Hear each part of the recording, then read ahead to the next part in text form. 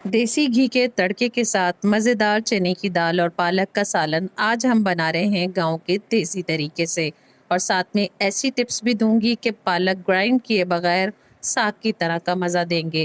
بسم اللہ الرحمن الرحیم۔ السلام علیکم، میں ہوں مہرین اور آپ سب کو ویلکم کرتی ہوں اپنے چینل مہرینز تڑکا میں۔ اللہ پاک کی رحمتوں کے سائے میں ہنستے مسکراتے سلامت رہیے۔ تو بنانا سٹارٹ کرتے ہیں ذائقے اور خوشبو کے ساتھ جو سب گھر والوں کو پسند آئے گا۔ ریسیپی اچھی لگے تو لائک کر دیں اور چینل کو سبسکرائب کریں۔ ایک پیالی چنے کی دال جو وزن میں تقریباً 250 گرام ہے، یہاں پر میں نے لے لی ہے اور اس کو اچھے سے میں نے صاف کر لیا تھا، اور اب میں اس کو دھو رہی ہوں۔ 1 سے 2 پانی میں ہم نے اس کو دھو لینا ہے اور 1 گھنٹے کے لیے بھگو کر رکھ دیں۔ میں نے لے لیے ہیں 1 کلو پالک، اور پالک صاف کر کے ہم اسے باریک کٹ کر لیں گے۔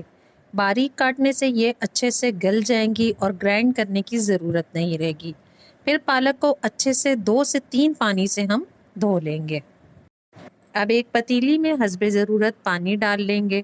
جب پانی ابلنے لگے گا تو پالک ایڈ کریں اور ایک جوش آنے تک ابال لیں۔ پھر اسٹینر کی مدد سے پالک کو نکال لیں گے اور پانی ریموو کر دیں گے۔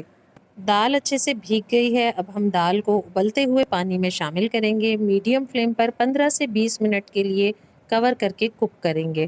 جب تک دال گلتی ہے، یہاں ہم 3 ٹماٹر لے لیں گے اور گولائی کی شیپ میں کٹ کر لیں گے۔ گول ٹماٹر جلدی گل جاتے ہیں، اسی لیے میں گول شیپ میں کٹ کر رہی ہوں اور کھانے میں بھی نظر نہیں آتے۔ اور ساتھ ہی ہم نے یہاں پر ہری مرچیں لے لی ہیں۔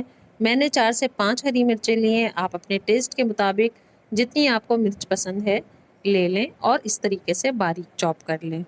یہاں پر دال کو پکتے ہوئے تقریباً 20 منٹ ہو چکے ہیں۔ ہم کور اٹھا کے چیک کر لیتے ہیں۔ دال اچھے سے گل چکی ہے اور یہاں پہ میں سپون میں دال لے کے چیک کر رہی ہوں۔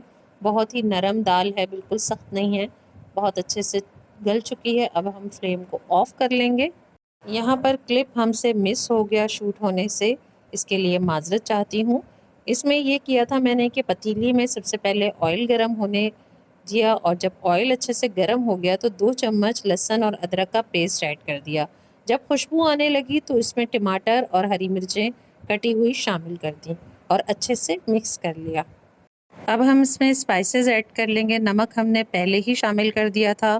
یہاں پہ ایڈ کروں گی 1.5 کھانے کے چمچ کٹی لال مرچیں، 3 کھانے کے چمچ کٹا ہوا دھنیا اور آدھا چمچ ہلدی ڈالیں گے۔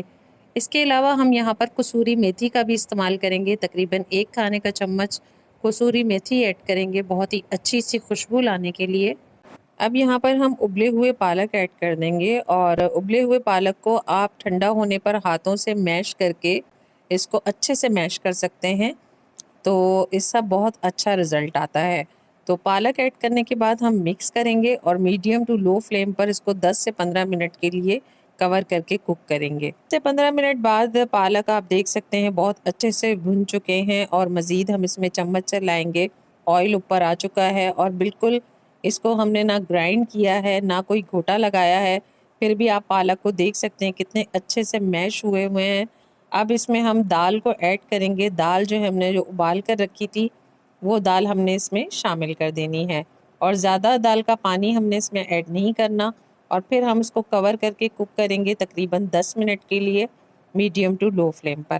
10 منٹ بعد یہاں دال اور پالک تیار ہیں۔ آخر میں اسے خوشبودار اور ذائقے میں اضافے کے لیے تڑکا لگائیں گے۔